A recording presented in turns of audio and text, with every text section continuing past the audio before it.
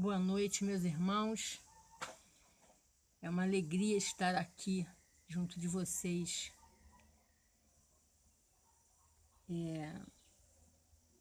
O tema de hoje está no capítulo 27 do Evangelho, segundo o Espiritismo, que se trata de pede e obtereis. Isso está em Marcos 11, 24. Sendo esse o capítulo, vamos pedir então que Jesus nos ampare e nos fortaleça e ilumine a nossa caminhada, onde quer que nós estejamos. Em Marcos 11, 24, assim está dito: seja o que for que peçais na prece, crede que o obtereis e vos será concedido. No Evangelho segundo o Espiritismo, nos itens 6, 7 e 8, nós vamos ver mais aprofundado esse tema. E vamos ver, inclusive, que não é bem assim. Pede e obtereis. No item 6, inicia dessa forma: há quem conteste a eficácia da prece, com fundamento no princípio de que, conhecendo Deus as nossas necessidades, inútil se torna expor-lhes. Sem dúvida alguma, há leis naturais e imutáveis, que não podem ser abrogadas ao capricho de cada um. Mas daí a crer-se que todas as circunstâncias da vida estão submetidas à fatalidade, vai grande distância. Se assim fosse, nada mais seria o homem do que instrumento passivo, sem livre-arbítrio e sem iniciativa. Nessa hipótese, só lhe caberia curvar a cabeça ao jugo dos acontecimentos, sem cogitar de evitá-los. Não devera ter procurado desviar o raio.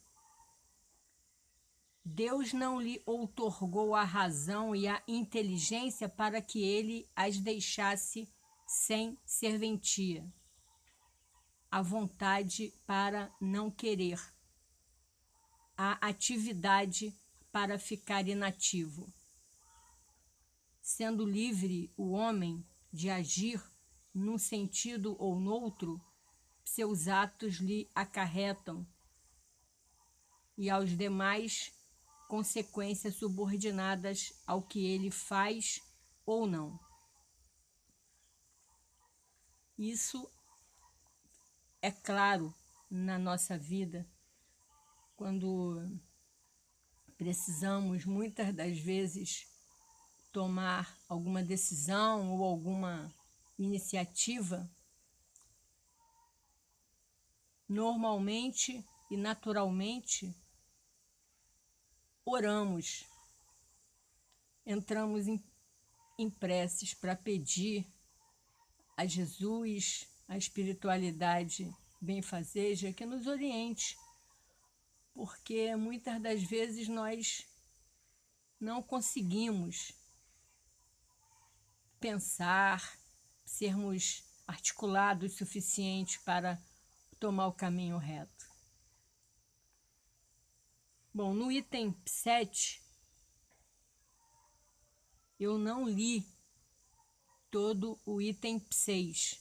Eu proponho que cada um depois pegue o Evangelho e leia mais aprofundadamente o que nele contém. O item 7 eu tirei alguns ensinamentos. Desta máxima, concedido vos será o que quer que pedirdes pela prece, fora ilógico deduzir que basta pedir para obter, e fora injusto acusar a providência se não acede a toda súplica que lhe faça, uma vez que ela sabe melhor do que nós o que é para o nosso bem. O que Deus lhe concederá sempre, se ele o pedir com confiança, é a coragem, a paciência e a resignação. Também lhe concederá os meios de se tirar por si mesmo das dificuldades, mediante ideias que fará lhe surgiram os bons espíritos, deixando-lhe dessa forma o mérito da ação. Ele assiste os que se ajudam a si mesmos, de conformidade com esta máxima: ajuda-te, que o céu te ajudará. Não assiste, porém, os que tudo esperam de um socorro estranho, sem fazer uso das faculdades que possui. Entretanto, as mais das vezes, o que o homem quer é ser socorrido por milagre, sem despender o mínimo esforço. É interessante que foi, como lembramos no item 6, que nos momentos de dificuldades ou indecisões, nós precisamos recorrer à espiritualidade, como vem dizendo aqui nesse item 7. Ajuda-te, que o céu te ajudará. Não basta sentar e esperar. Nós precisamos ter iniciativa para mudar aquilo que não está nos fazendo bem ou felizes. Precisamos dar o primeiro passo. Eu estou lembrando aqui de um estudo que eu ouvi essa semana na Rádio Rio de Janeiro, e o palestrante contava uma história interessante que vinha caminhando um monge e os seus discípulos, alguns discípulos, e eles passavam por uma estrada com muita lama e viram um carro atolado nessa lama, muita dificuldade para sair dali. E observaram que o motorista desse carro estava em preces. Ele desesperou, ajoelhou-se na lama e ficou orando. O monge observou e passou direto, foram em frente. Mais adiante encontraram outro carro, na mesma situação, um atoleiro enorme. E nesse caso o motorista estava atrás do carro, fazendo um esforço enorme, quase já não tinha mais forças, para empurrar esse carro, tentando tirar esse carro do atoleiro que estava. E nesse momento o monge chamou os discípulos para irem ajudar esse motorista. E fizeram um grande esforço e tiraram o carro da lama. E saindo dali, os monges perguntaram por que um caso sim e o outro não. E ficou evidente que o monge respondeu que, num caso,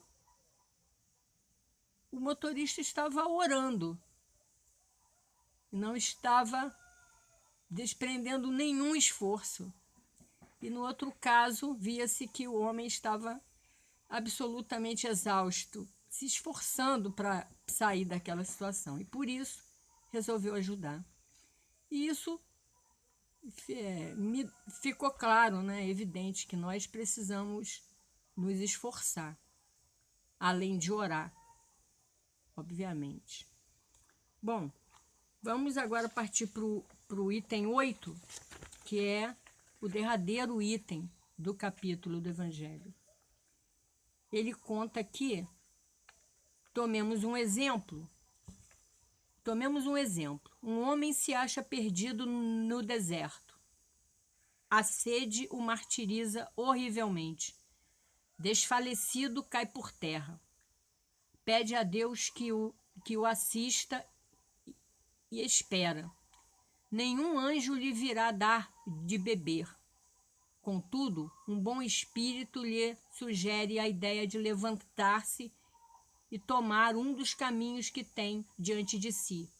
Por um movimento maquinal, reunindo todas as forças que lhe restam, ele se ergue, caminha e descobre ao longo um regato. Ao divisá-lo, ganha coragem.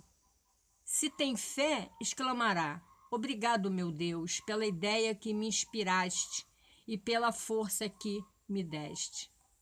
Se lhe falta fé, exclamará: que boa ideia tive, que sorte a minha. De tomar o caminho da direita em vez do da esquerda. O acaso às vezes nos serve admiravelmente. Quanto me felicito pela minha coragem e por não me ter deixado abater.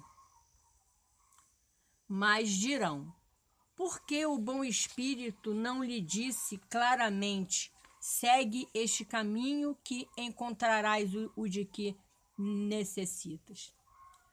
Porque não se lhe mostrou para o guiar e sustentar no seu desfalecimento. Dessa maneira, tê-lo-ia convencido da intervenção da providência.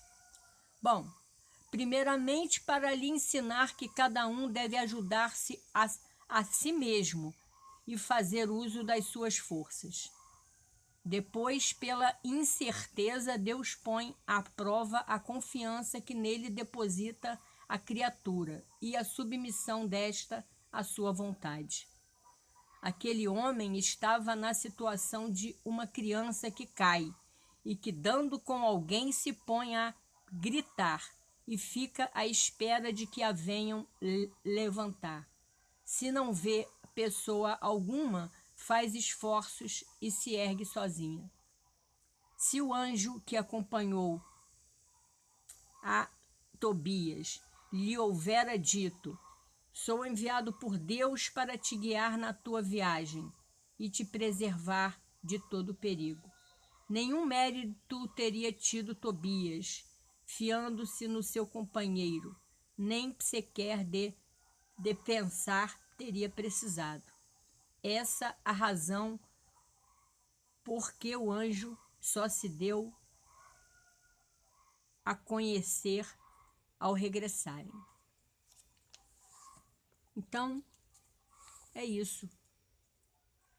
O Evangelho, como sempre, nos orienta de como agir, nos dá exemplos do que fazer diante de situações que são os desafios para as nossas vidas.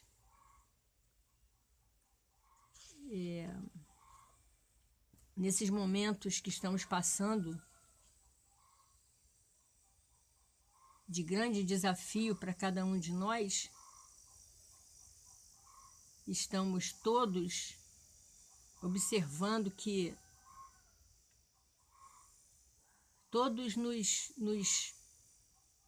todas as pessoas que a gente vê através de reportagem, através de WhatsApp, Facebook, todas as pessoas em várias situações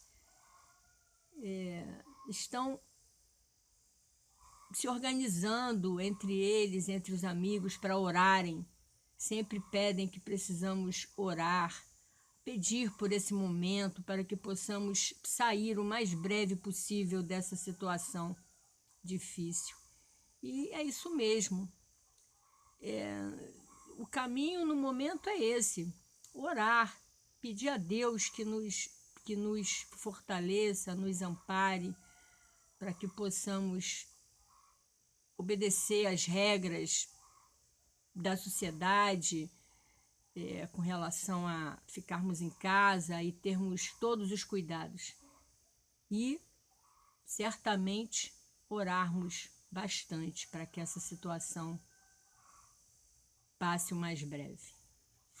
Eu fui procurar num livro que eu tenho aqui em casa, que é Momentos de Esperança, de Divaldo e Joana. Fui ver o que a nossa mentora relata sobre a prece. E achei uma página muito interessante que ela diz que, inclusive o capítulo é Meditação e Prece. Ela diz que a meditação abre espaço para a convivência com a prece, que lhe é irmã gêmea. Então, se pudermos, nesses momentos de dificuldade, pararmos um tempo durante o nosso dia e meditar, será muito bom para cada um de nós. Ela continua dizendo que a meditação aclara o raciocínio, a prece ilumina-o. A meditação acalma, a prece dulcifica. A meditação fortalece, a prece sustenta. A meditação liberta, a prece conduz. A meditação realiza, a prece purifica. A meditação dilata os valores que dormem no ser. A prece canaliza-os para as realizações edificantes. A meditação eleva as regiões sublimes de onde procede o espírito. A prece imanta-o às matrizes da sua origem e para cujo lar retornará. A meditação dá vida. A prece é combustível para a sua sustentação. A meditação e a prece são instrumentos ao alcance de todos aqueles que empreendem a viagem de conscientização da sua realidade imortal. Reserva-te o hábito da meditação e apoia-te no recurso da prece. Antes de tomares decisões, medita, e antes de agires, ora. A meditação te equacionará todas as dificuldades e a prece te concederá lucidez para a atitude correta. Jesus, a cada passo, buscava o silêncio da natureza durante o seu ministério para meditar, logo entregando-se à prece, de cujo recurso retornava à convivência dos homens, a fim de conduzi-los, sofrê-los e amá-los, sem desfalecimento, até o fim. Bom, é isso. Eu quero agradecer a todos que acompanharam esse singelo estudo e dizer que, apesar da distância, estamos unidos em amor e saudades, que são muitas, e principalmente em orações. Muita paz para todos nós, muita serenidade e muitos beijos.